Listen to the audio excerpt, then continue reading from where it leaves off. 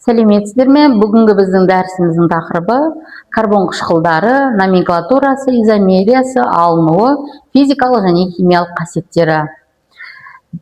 Дәрісіміздің жоспары: карбон қышқылдарының номенклатурасы, классификациясы, изомериясы, алынуы, физикалық және химиялық қасиеттері. Карбон қышқылдар құрамында бір немесе бірнеше карбоксид тобы бар органикалық қосылыстар COOH. Карбон қышқылдары бос және туынды түрінде, эфирлер және басқалар өсімдіктер мен жемістерде кездеседі және тірі жүйелердегі биохимиялық процестерге қатысады. Көбінесе қышқылдардың тривиалды атауларда олардың табиғи шығу тегін көрсетеді. Карбон қышқылдары тәжірибеде кеңінен қолданылатын әртүрлі заттар мен материалдарды химиялық өндіруде маңызды рөл атқарады. Классификациясы бойынша құрылымдық белгілері бойынша екіге бөлінеді. Бірінші, карбон қышқылдарының топтарының санына қарай қышқылдар бөлінеді. Бір негізді немесе монокарбон қышқылдары, екі негізді немесе көп негізді карбон қышқылдар болып бөлінеді. Біріншісіне бір негізді монокарбон қышқылдарына құмырсқа қышқылы және сірке қышқылы жатады. Көп негізді D3 карбон қышқылдарына қымызды қышқылы, малон қышқылы және лимон қышқылын жатқызамыз. Көмірсутек радикалының табиғи бойынша қышқылдар бөлінеді: қаныққан, қанықпаған, ароматты, алициклді және гетероциклді болып.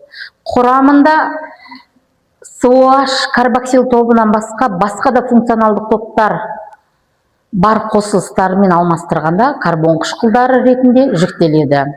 Радикалдағы функционалдық топтардың түріне қарай бұл қосылыстар келесіге бөлінеді: галогенді карбон қышқылдары, гидрокышқылдар, оксо қышқылдар, амин қышқылдары болып.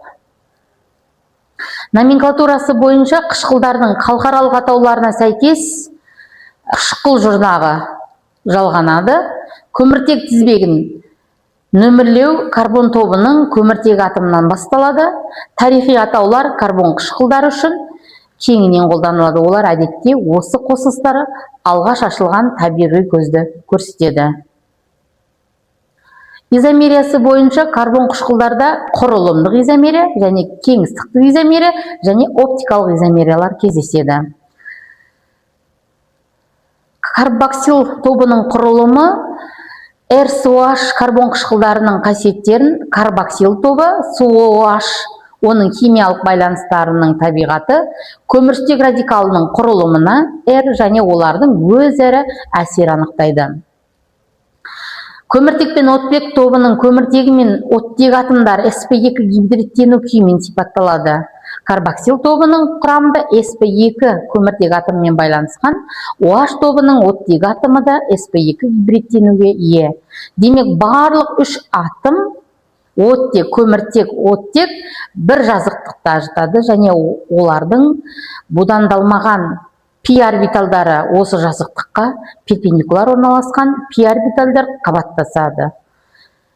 Делокализацияланған көміртек, оттек байланыстары бар конъюгациялық жүйе түзіледі. Ол арқылы OH және көміртек пен оттек топтарының өзара әсері беріледі.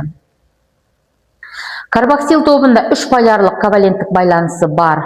Көміртек пен оттек қос байланысы бар және жай байланыс көміртек пен оттек пен сутек.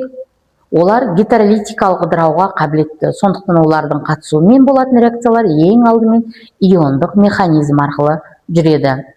Электрон тығыздығының карбонил оттегі атомына ығысуы спирттер мен фенолдармен салыстырғанда оттек пен сутек байланысының қосымша поляризациясын тудырады.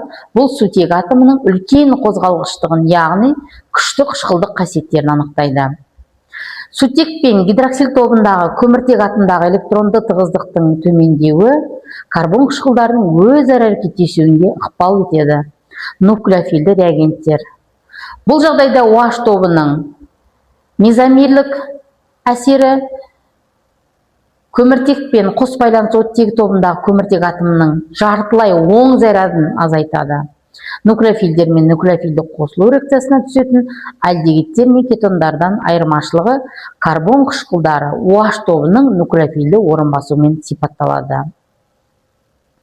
Физикалық қасиеттері заттардың сутектік байланыс түзу негізінде олардың физикалық қасиеттерін анықтайды. Карбон қышқылдары әр түрлі молекулааралық жататын полярлық оттек пен сутек және көміртек пен оттек топтарынан туындайтын ассоциацияланатын сутегі байланыстарымен сипатталады. Бұл молекулааралық байланыс заттың газ күйіне өтуіне кедергі жасайды. Сол арқылы оның қайнау температурасын арттырады. Альдегидтер мен кетондардың спирттерге, содан кейін қышқылдарға ауысқанда молекулалардың ассоциациялану қабілеті артады. Сондықтан карбон қышқылдары жоғары қайнау температурасымен сипатталады. Қалыпты жағдайда карбон қышқылдары сұйық немесе қатты күйде болады. Химиялық қасиеттері бойынша карбон қышқылдарының OH қышқылдық орталығы қышқылдық қасиеттерді анықтайды. Сутек бөлу қабілеті. Электрофилді орталықтың карбоксил тобының көміртек атомы қатысуымен карбон қышқылдарында OH тобының нуклеофилді орын басу реакциялары функционалды туындылардың эфирлер, амидтер, ангидриттер, қышқыл галогенеттері және тағы басқа түзілуімен жүреді. Негізгі орталық протонды қабылдауға қабілетті бөлінбеген электрон жұбы бар карбонил тобының оттегі атомы. Бұл қасиет нуклеофилді орын басу реакцияларының қышқылдық катализінде қолданылады. Көміртекпен байланысы бар декарбоксилдену реакцияларының реакция орталығы болып табылады. Көмір қышқыл газы СО2 түріндегі карбоксил тобының жойылуымен карбон қышқылының бұзылуы. Көмірсутектік R радикалындағы реакция орталықтары алмастырғыш ретінде әрекет ететін COH карбоксил тобының электрондарды тартып алу қасиетімен анықталады. Көмірсутек радикалындағы реакциялар алмастырылған карбон қышқылдарының түзілуіне әкеледі. Карбон қышқылдарының қышқылдық қасиеттері. Карбон қышқылдары негізінен әлсіз қышқылдар. Сулы ерітінділерде олардың тұздары жоғары дәрежеде гидролизденеді. Карбон қышқылдары әлсіз электролиттер. Қышқылдардың күші радикалдың құрылымына байланысты. Радикалдағы электрондарды тартып алатын орынбасарлар қышқылдықты күшейтеді. Мысалы, хлор сірке қышқылы қатарында олардың күшті хлордың электр теріс атомдарының санына қарай артады. CH2 хлор COH, CH2 хлор 2 COH және С хлор 3 COH-қа қарай артады. Ал электрон беретін орынбасарлар керісінше карбоксилдің қышқылдық қасиетін бұл жерде төмендетеді. Сондықтан пропион қышқылы CH3, CH2, COH және одан кейінгі гомологтар сірке қышқылына қарағанда әлсіз. Ал бір негізгі қышқылдардың гомологтық қатарында ең күштісі құмырсқа қышқылы HCOH болып табылады. Қышқылдардың көмірсутек радикалы бойынша реакциялары. Қышқылдардың көмірсутек радикалы бойынша реакциялары. Карбоксил тобы байланысқан көмірсутек радикалына әсер етіп, электрондарды тартып, алатын орын басушы қасиеттерін көрсетеді. Радикалдың сипатына қарай, табиғатына байланысты карбон қышқылдары реакцияларға түсе алады. Алкил радикалының CH тобындағы сутек атомына орын басуы, ароматты радикалдың бензол сақинасында сутектің орын басуы, қанықпаған радикалдың көп көміртекті байланысына қосылуы. Осы реакциялар нәтижесінде жаңа функционалдық Y тобымен хлор, бром, OH, NO2, NH2 алмастырылған YR, COH карбон қышқылдары түзіледі. Карбон қышқылдарының алынуы. Бірінші көмірсутектердің тотығуы. Көміртек пен көміртек байланысының үзілуімен алкандардың ішінара тотығуынан карбон қышқылдарды аламыз. Альдегидтердің тотығуынан карбон қышқылдарды аламыз. Біріншілік спирттердің тотығуынан да карбон қышқылдары түзіледі.